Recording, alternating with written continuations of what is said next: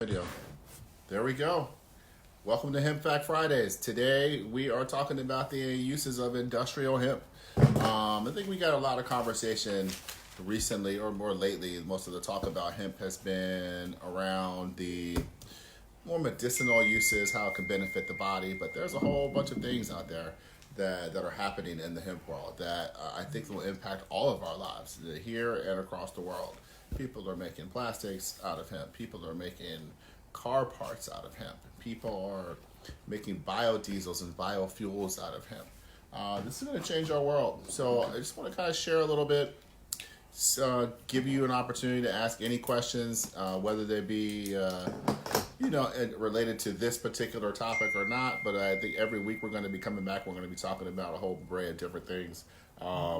Whether it be medicinal, whether it be different benefits that hemp may have, or you probably break them down into segments, anxiety, pain relief, and relief of nausea, so all these different things. But today, because the industrial uses don't really get a lot of, love, we're going to talk a little bit about that. So, let's chat. Did you know that 1 acre of hemp will produce as much fiber as 2 to 3 acres of cotton?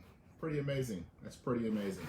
And that hemp is a stronger and softer fabric than cotton. It lasts twice as long. It will not mildew. And that cotton actually, the growth of cotton, the production of cotton uses about 50% of the world's pesticides. All this is coming from like a Hemp Basics website. I'm talking to you. Well, a few websites we've researched on. This one's coming from Hemp Basics. Let's give them a little shout out today. If you guys have any questions, please don't feel free to type them on in. Let us know how you feel. Let's see, we got a couple of viewers out there. I'm not really sure who, but doesn't look like too many. First one, starting off a little slow. I think we're all locked in the house. We may as well get out here and try to educate people. We can't go to people's jobs or go to different facilities to educate people, so we're trying to do it right here online. Any questions, anyone?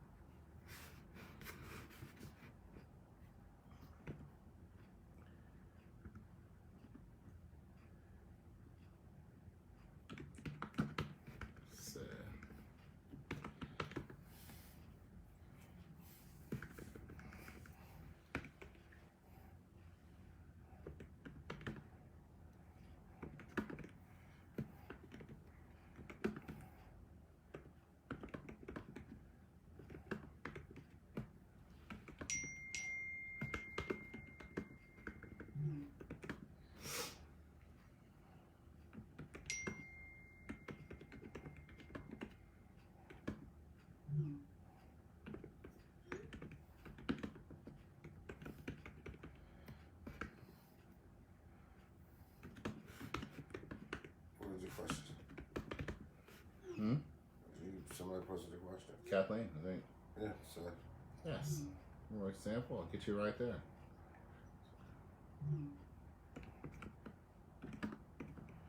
Just saying talk. Oh, talk to me? Oh, okay. Well, I was in there typing to you. It's fine. All right. So today, mostly today, people are using it for more pain, inflammation, anxiety, mostly coming in the form of some sort of like oil or tincture. Some of the product like this, usually a sublingual that goes under the tongue. But there's a whole array of products that are out there that people are using, lotions, capsules, things like that. But and I think in our everyday lives and in ways that I don't think that people are really expecting in the next 5 or 10 years, we're going to be seeing a lot of things change. We're already seeing the auto industry kind of go from traditional fossil fuels to try to push a more something a little more safe for the environment. We're electric cars and such. But I think we're going to see that once that we start producing industrial hemp on a larger scale, that we can make all kinds of fuels, all kinds of things. Or your lawnmower could probably run on hemp oil. Your car, all these things that we're sitting there spending $3 or $4 a gallon for at the gas station, and we can find a substitute for a lot cheaper and then keep growing and keep producing it. The difference between oil and tincture. Tincture, kind of funny because tincture is sort of an interchangeable term now. It's more like Coke, with soda, the cola. So anything that comes in a bottle like this, a 30 milliliter bottle is really going to be called tincture that has some sort of CBD product, hemp oil in there. But traditionally, tincture is an alcohol extract. You would take the botanical extract that you would put the botanicals into, or treated botanicals into alcohol, and agitate them. And what you would have left is a tincture. I think they're very similar to what's the stuff we use in our kitchen all the time? It's a vanilla extract, basically a tincture. But today, I think now that we're blending oils and all sort of carrier oils with our hemp oil, hemp oil is not something that most people take directly from the plant in that way. Usually it's blended with something to make it a little more palatable. And you put that under your tongue. There's a lot of open tissue under the tongue, so a lot of bioavailability there. So a droppable drops on the tongue. This is like an age-old method. This goes back thousands of years, where you have a lot of open receptors here, a lot of open tissue. So you put that oil there, and it absorbs right into the body. So I'll tell you some other facts that we got going on about hemp today. Let's see. It can take trees to grow, years for trees to grow until they can be harvested for paper or wood. But hemp, it can be harvested after 120 days. And you could just keep producing, and keep producing. And all this is, I'm saying all this not to discredit any other industries, but I think that, we are getting smarter and smarter about how we can benefit our planet and use things that aren't necessarily taken away from us. I think it makes complete sense that you can make paper out of something that keeps recycling itself, instead of using a tree that's going to take a lifetime to grow back. I mean, I don't know. It just seems common sense to me. I think we're kind of getting off subject here with some of today we're supposed to talk about industrial uses. We're talking about a lot of other things, but CBD versus hemp. CBD is a component of it's one of the many cannabinoids that are present in both the hemp plant and the cannabis plant. In a way, they're sort of derivatives of the same thing. They're in the same botanical family. Cannabis has more THC content to it. Hemp is more concentrated with CBD. CBD, again, is that one component, and all one of these 100 components that can help you. Usually you see it in oil or isolated form. So hemp is the plant, CBD is actually the component that comes from the plant. So that's a very simple answer to that. Let's see. So usually if we're growing hemp, it's like most plants, they have seeds. And seeds also have uses. I don't know. I think I have a feeling we've been eating seeds for a long time in a lot of different foods because hemp seeds contain proteins that is more nutritious and more economical to produce than soybeans. It seems crazy that we produce soybeans en masse, but I mean, we can use hemp to put in like cereal bars. We could in cereals. You could make some grains out of them.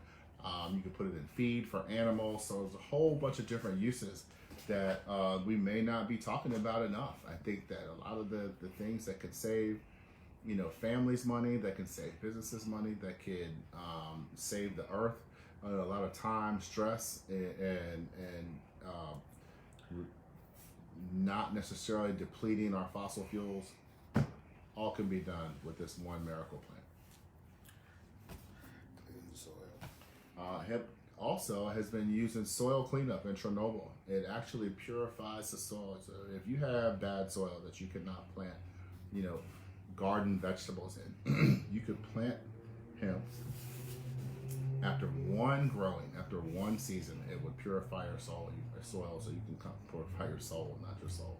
So it's not that good. So come back and then plant a garden there, an actual functional garden. I was talking to some gentlemen down in North Carolina, and I don't know if anyone's ever been to North Carolina, but there's an amazing amount of pine trees there. I mean, I don't think pine trees grow better any place else in the world than North Carolina. But apparently, if you have pine trees, that sort of makes the soil somewhat acidic. I didn't know this. I'm not not a botanist, but this guy was pretty familiar with the science of growing. And if you want to sort of re-purify that soil and make it so it's not so acidic, you would just after you cut down those pine trees, you could just replace that whole lot of land with hemp, and it would totally regenerate that soil into something that's more usable. And I think that's pretty amazing stuff. So, we got questions out there. I wasn't trying to discourage questions, but we're just trying to stay on topic today about more industrial uses. There's a lot of things, like I said, that we've been using in our everyday lives that I think that we're seeing that we can be using this plant that can totally regenerate itself from season to season for a lot of things. It could be used to produce non-toxic diesel fuel. It could be used to produce paint. It could be used to produce lubricating oils. It can be used to create ethanol fuel. So many things that we could be using right now, and that it could be benefiting us. Bioplastics. I think that we understand that we got floating islands of plastics out there, and bioplastics, so that we could bury them and they would biodegrade back into the ground. We're not going to sit here and just have plastics sticking together out there in the middle of the ocean. As far as varieties of hemp, I think a lot of hemp, there's multiple hemp varieties, and it kind of grows wild, I think even though we have these crazy laws against hemp, but it kind of grows wild almost anywhere in almost any type of soil. You could probably throw some hemp seeds in your backyard and actually grow some hemp. I mean, that's how easy this is. And something that kind of grows wild in the atmosphere should not be as demonized as it is. I guess I could tell you a little about us. I don't know if you can tell this, but we're pretty much proponents and supporters of hemp. We believe that we have been neglecting something that can really help the United States and help us in our everyday lives. But we kind of put that aside for, I don't know if it's political uses or political gain or to benefit certain industries. But it seems a little silly that we cannot agree that we have this plant that can grow almost anywhere in almost any condition, and it give us 100 plus uses, and we're just ignoring it. I mean, it just seems like, I don't know, it just seems so crazy. We got any more questions out there? Let's see, let's get some more facts out there.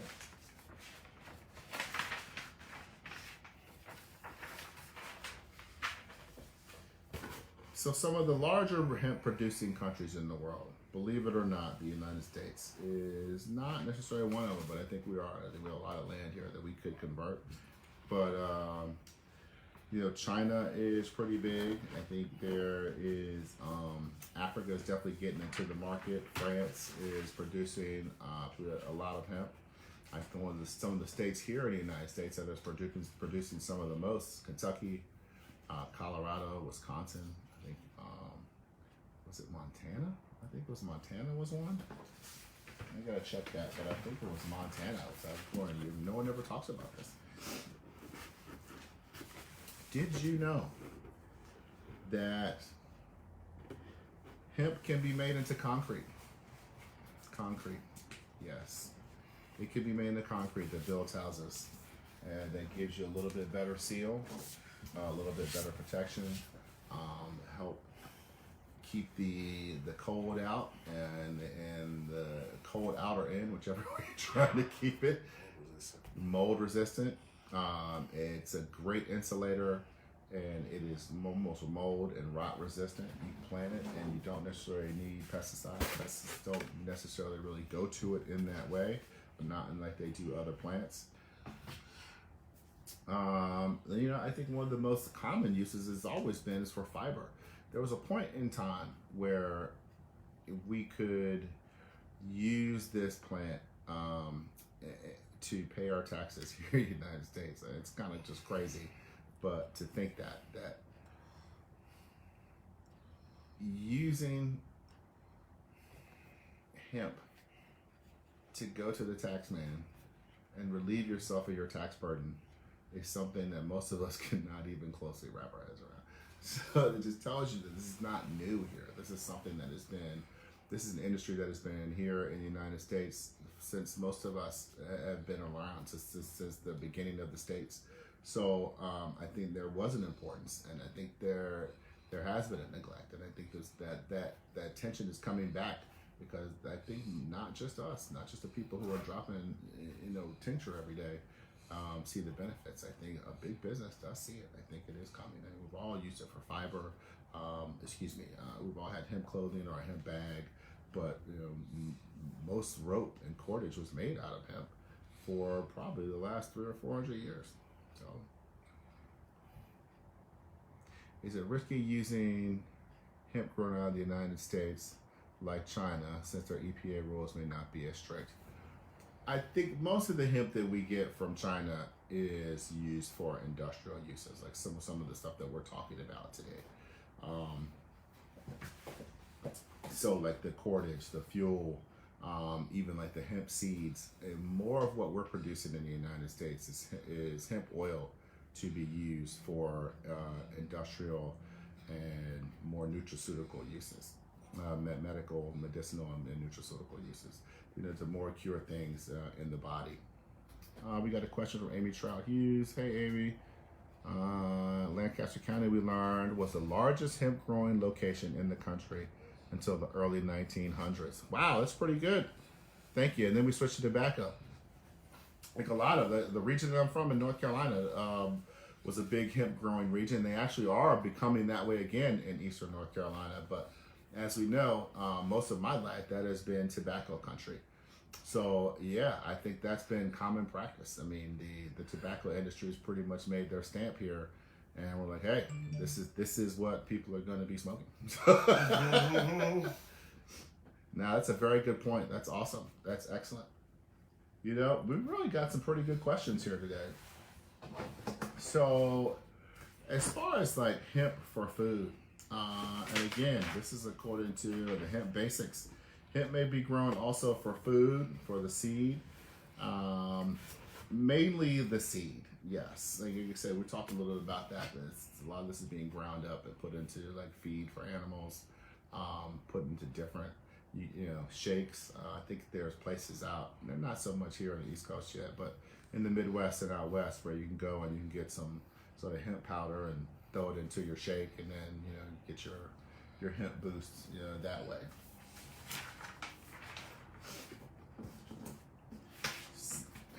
Again, with throwing it back to, this is not like a new plant. Like this as an industry, but as a plant as it's been used in human cultivation, it's been around for probably about 8,000 years. I mean, there's been archaeological evidence to show that people were using hemp and hemp seeds as far as Asia and the Middle East for quite some time now. Beer, hops are a close cousin to hemp. They all kind of fall under the Cannabaceae family. The kind of an interesting thing there, because you think about what we use beer for, that kind of makes sense. Fall in line. Any more questions out there? What time we got? How far were we at here? 21. Oh, yeah. No, we're good. We've been going long enough today. I don't want to bore you guys. This is the first one. We'll definitely look for some suggestions. Please send us any suggestions. You want to talk about some topics here on Hemp Fact Fridays? Please do. I'm looking for any suggestions. Next week, I haven't really quite come up with the topic we have, but by Monday, we'll probably send out some notifications with what we're going to be talking about next week. I think it may be the impact of hemp oil on anxiety. Anxiety is a big issue right now. I could say probably in this moment, we're all feeling pretty anxious. We're all trapped in the house with our friends, our family, our dogs, our cats, what have you. And I know most of us aren't used to being in this position. So I know, speaking for ourselves over here, we're a little somewhat on edge. But so let's talk about hemp and anxiety next week. If you guys have any questions or you have any suggestions, You know where to reach us. Find and like us on Facebook, Instagram, Twitter. Twitter is, we're getting some traction on Twitter. We're getting more likes. I like that. Thank you for all the people who are supporting us. That is the only, that's our only point that's a little bit different. Everything else is at Cherry Blossom CBD. Twitter is at cherry_CBD. So, also, some of this, we're putting out plenty of new videos on our YouTube page or YouTube channel, the Cherry Blossom CBD YouTube channel. So we'd love to see you out there. So thank you very much for joining us today. This is going to get better, and with your help, definitely. But Hemp Fact Fridays, come and learn all about hemp. All right, thank you so much. And look out for our series coming out soon, Getting Hip with Hemp. So we're going to be talking about a lot of different things. As far as, things that, what we're trying to do is show you that this is not just about drops under the tongue. This whole industry is not that boring. It's very exciting. I think it could benefit a lot of people in a lot of different ways, and we just want to show you, how you can utilize these products and not just in droppers under the tongue, but in your everyday life. So, thank you for sharing. Thank you for coming out. Thank you for your questions, Kathleen and Amy. And we'll see you here next Friday at 12 o'clock. Signing off.